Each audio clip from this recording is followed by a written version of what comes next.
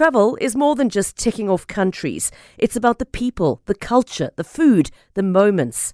I'm Pippa Hudson, and on Wonder the World, I invite you to join me every week as we explore destinations both near and far, with the help of fellow adventurers who share their unique travel stories. Listen to my podcast wherever you get them. Burning questions. Insightful answers. Listener's Choice. With Clement Manyathela. And on our Listener's Choice feature today, we are discussing how AI can be prevented from fueling misinformation. There's been a stir online after Grok, the AI chatbot owned by Elon Musk's X, shared controversial posts referencing the alleged white genocide in South Africa, even on posts that had nothing to do with South Africa. So what this incident has done is raise serious questions concerning, and this is globally, serious questions about how AI tools can spread misinformation or even amplify harmful ideologies. Experts are now saying that this actually highlights the urgent need for better safeguards, especially as AI becomes more integrated into how people get their news and engage with current affairs. So how can AI be safeguarded against misinformation, and how much do you rely on AI for information? I'd like you to share your thoughts with us on how do you interact with AI and how do you manage that kind of interaction. You can give us a call on 011-883-0702. If you prefer to send us a WhatsApp voice note, you can do so as well on 072-702-1702. So we've invited William Bird, who's the director at Media Monitoring Africa, to guide us through this conversation. William, thank you so much for making time for us. Always a pleasure to chat to you. Hi. Good morning, Clement. Thanks for having me on the program. So how exactly can AI tools like chatbots or these language models be used to spread misinformation? How concerned do we need to be? I think clearly, given the occurrences with Grok and other issues recently, we should be very concerned. You know, the Grok also was found to be putting out Holocaust denial when it was talking about how many people, and Jews particularly, had been murdered in the Second World War. So there's a very clear and legitimate concern about this. So when I talk about AI, just so there's a bit more clarity, we usually think of it in terms of making up three constituent parts that help distinguish it from other kind of standard software or just clever computers doing things. The first is the hardware that you need to produce AI. So for that, you need very extensive and considerable computing power. You need a lot of actual energy for that. One of the things that they are talking about that's going to limit AI globally is its enormous power consumption needs. Now, that has an impact if you think of South Africa, where we're struggling with power, for us to be able to produce and harness our own exercises of AI, and that's relevant for the next two components. So the first is you need extensive computing power. The second element is you need extensive amounts of data. So they talk about large language learning models, and that means that it's a system that draws on a huge amount of data in order to produce and provide answers.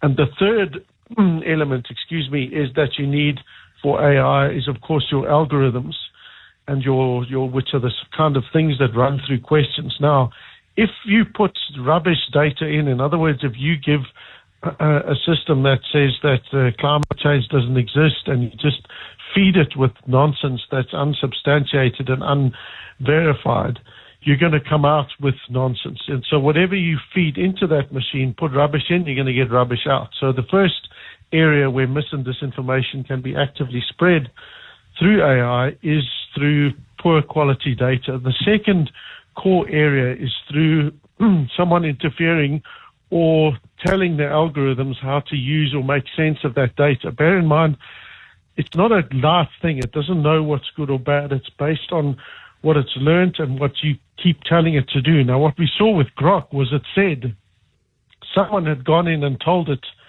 to put out this information about white genocide, someone specifically had told it to go against its founding kind of principles and origins to do that. So in those instances, in other words, where you've got poor quality data or where you've got a deliberate attempt to manipulate through the algorithms, that's how you can get it. Now, the ways of guarding against that, of course, is that you need transparency and accountability on both the data and on the algorithms. And currently what we're seeing are moves away from those kinds of levels of transparency and accountability. Yeah. So, and speaking of accountability, how do we address issues like that? Because even with this recent case involving Grog, this incident recently, I mean, that tells us a lot about the risks of AI in the information space. So how can something like that then be addressed? Do we have strong enough legislation? Well, we don't. And in fact, in America at the moment, there's a bill before Congress suggesting that they should delay passing regulations on AI so that they don't unnecessarily and unduly limit its development. Now, that may sound like a good thing on some levels, but of course it means that if you don't start to regulate these things, then there's nothing stopping someone from using AI clearly and obviously for very bad purposes. So we don't necessarily have that, and in a lot of instances, these things can be quite technical and complex, and it's quite difficult for many people to understand, including some of the companies themselves understanding how it gets information. Because one of the things that AI is very good at is it can hallucinate. In other words, it can just make information up. If you ask it a question and it doesn't know the answer, it can imagine what you're looking for and say, well, here's something. And we've seen that already with lawyers in South Africa being charged because they presented legal arguments that referenced cases and documents that didn't in fact exist because they'd relied on AI. So that wasn't even an overt case where they tried to use it to misinform. That was a case where the AI had hallucinated. So the short answer is, generally we should be using AI to help us analyze data, but the best method of accountability and transparency is to make sure that you've got human oversight over all elements of that, and that people that make decisions can explain how and why those decisions were taken. Yeah. Do you think that in South Africa we're equipped to even tell the difference between AI-generated content and even legitimate news? Because that's another concern as well. And I wonder how important it is for media, how important media literacy is in as far as, especially now in the age of AI. So I think that it raises two critical issues. The first is we need far greater emphasis on critical media and digital literacy skills, precisely so that people can help discern what's real and what isn't, but also to determine what's verifiable, credible, or what's true and what isn't, right? And those require very particular sets of skills that we simply haven't been doing anywhere near enough on. I mean, we're trying as organizations to do that, but you know, this is a global challenge, and it's recognized by groups around the world. The second thing is that what this also highlights is the role that media themselves and credible journalistic organizations play in our society. That's the other critical component to that, which is in future, it's going to be so hard for anyone to tell whether something's real or not, because the AI is going to be so good that basically you shouldn't believe anything that you see on any of those social media platforms until and unless you can get it verified by a credible news organization, because that they actually go out, check it, there's a real person there, they go, they verify, and they can be held accountable if what they put out is not in fact true.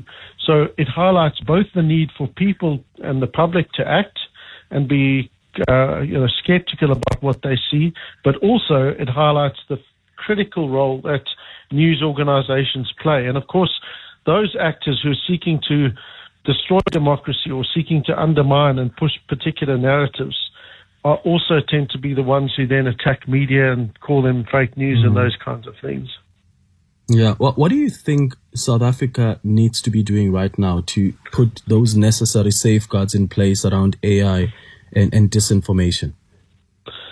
I mean, it's tricky for South Africa for a range of reasons. One is because a lot of these AI entities that are operating are not developed locally. So our ability to hold them accountable is particularly limiting. If, you're talking about OpenAI and some of the biggest companies in the world, Google as well, for example. So it's very tricky to hold them accountable on that basis. But we are developing a proper AI policy. Not maybe not fast enough. We're going to certainly need to be taking steps to regulate and make sure that there are accountability and transparency mechanisms into how those models are developed. People need to be able to review the code. They need to be able to assess those things. We're seeing measures like that being put in place in countries like Brazil, for example, in the EU. So there are methods that can be taken, and we need to be doing those a lot more. We also need to be investing in our own AI systems on the continent so that we can be sure that the systems we're developing are in line with African values, African agreements, and African conventions on rights, etc. Outside of that, people need to be playing whatever role they can as members of the public. They need to support journalism. They need to fund them. They need to help them do their jobs, and they need to be making sure that they call out mis and disinformation whenever they see it. Yeah. 011-883-0702. How often do you interact with AI, and how can we prevent? What are your thoughts on how we can prevent AI from fueling misinformation? You may have seen this recent case with Grok, this incident recently where it was already responding to questions and mentioning white genocide, even to questions that had nothing to do with the so-called genocide in South Africa. And that tells you of how easy it is to influence these kind of services and products as well. So what are your thoughts? Give us a call or send us a WhatsApp voice note on 072-702-1702. Maybe you have a question for William Baird. We'll start with those after the break. 20 minutes after 11 o'clock. Burning questions. Insightful answers. Listener's choice. With Clement Manyathela. It's 22 minutes after 11 o'clock. On our listener's choice this morning, one of our listeners asked that we look at that recent incident that caused a stir online after Grok, the AI chatbot owned by Elon Musk's X, shared controversial posts referencing the alleged white genocide in South Africa, even on posts that had nothing to do with South Africa. And I think that raised some concerns about how AI tools can spread misinformation or even amplify harmful ideologies. So we all ought to be concerned about this. We're speaking to William Baird, who's the director at Media Monitoring Africa. And really what we're trying to figure out is how we can prevent AI from fueling misinformation. Do we even have strong enough legislation to do that? What are your thoughts? You can send a WhatsApp on 072-702-1702 or call us. Let's start with your WhatsApps. Hi, Clement. I'm currently studying as a software developer. And honestly speaking, some of the data that you get, even if you're to send it to chat to ask for code review or something like that, sometimes it gets it wrong. So you must be very wary about the kind of information you're putting out there. It needs to be checked. Actually, it just needs to be removed from the system, this Grok thing, because now it costed South Africa a lot. Look, there are some people who have appreciated the kind of information it's provided, but to the point that William was making earlier, we need to be concerned, all of us, about the extent to which the powerful people will go to influence and manipulate and misinform. And in this case, you've got Grok clearly operating. In fact, it confessed. The AI tool confessed itself that it's been fed with information about the so-called white genocide in South Africa. That's why it was even responding about that, even on issues or questions that had nothing to do with that. And William Baird, I think what concerns me as well is that we have elections coming up, and looking ahead to those elections or to the sensitive national issues, what kinds of AI-driven threats should we be preparing for? So, I mean, we've seen, I think therefore around elections, one of the most frightening elements is that AI allows for the ability to scale and disseminate information at a level that, we couldn't previously imagine. You can create false accounts, you can create networks in moments, and you can spread mis and disinformation in almost an instant. And if you think about what Grok did, if you were able to manipulate that in order to suggest, for example, that the elections weren't free and fair, that could have a material and negative impact on our elections. And that would be direct foreign interference, for example, if whoever the bad actor was that interfered with Grok were to suggest that that was the case. And we don't know that there's anything to stop a person from doing that, which is why you need to be saying to those entities that are allowed to operate here, we need to know on what basis these decisions are taken and what steps you take to protect information, especially ahead of critical democratic periods. Because if we don't, then you can understand why some governments would then say, well, actually, we need to limit that platform being available to the people. And you can see why, if you take that to the extreme, some governments across the world say, well, actually, we're going to just shut down the internet while this occurs.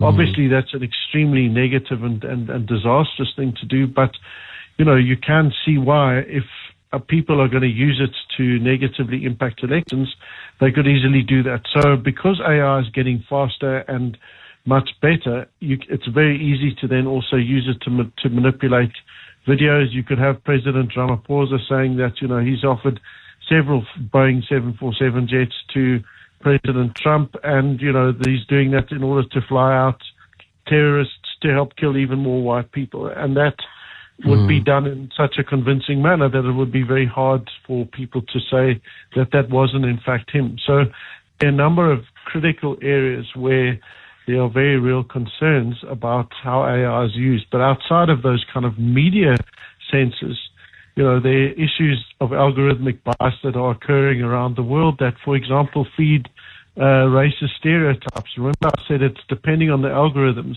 So if you take it on the basis of people that are coming from a poor area and you're making an algorithmic decision about should they receive a loan or not, you may then find that they get turned down because of the address that they put in their application form, because the algorithm might decide that they're poor and that they can't afford it, or that they are black and that they can't afford it. So there are all sorts of cases like this because it's moving into every area that frankly we haven't even begun to consider, which is why we need to be saying be very cautious about just adopting this thing, and certainly be even more cautious about letting it make decisions that are going to impact people's lives. So by all means, use it, adopt it to help go through huge amounts of data, use it to help produce content. But the moment you rely on it to be doing those things where it can hallucinate or spread bad information, then you've got a very real problem. And precisely because you're seeing America, which is one of the big developers of AI systems, we're seeing them regressing significantly away from trying to make sure that AI operates for the benefit of humanity.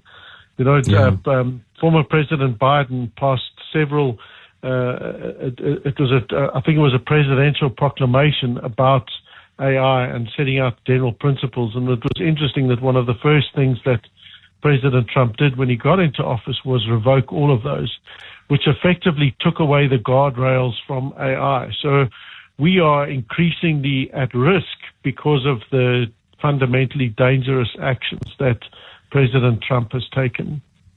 Let's wrap up with this WhatsApp voice note. Hi, Clement. Hi to your guest. My question to your guest, don't you think that we need to educate the public to verify first? Because we can regulate the AI, but as long as there is a niche, then nothing going to change. Thanks, David. No, thank you, David. William?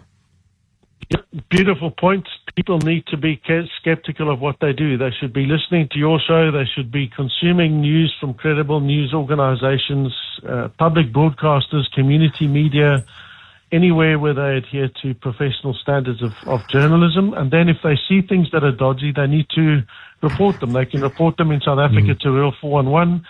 They should be seeing what other programs they can participate in to learn how to do that. And of course, if their friends see something, I mean, the general rule is if you see something that makes you very fearful, instantly angry, or that heightens your emotions, and it's really outrageous, if you're not seeing it on a credible news platform, don't spread it. Just check it if it's somewhere else. If it isn't there, chances are it's probably mis or disinformation. Yeah. William Bird, thank you so much for making time for us. William Bird is the director at Media Monitoring Africa. That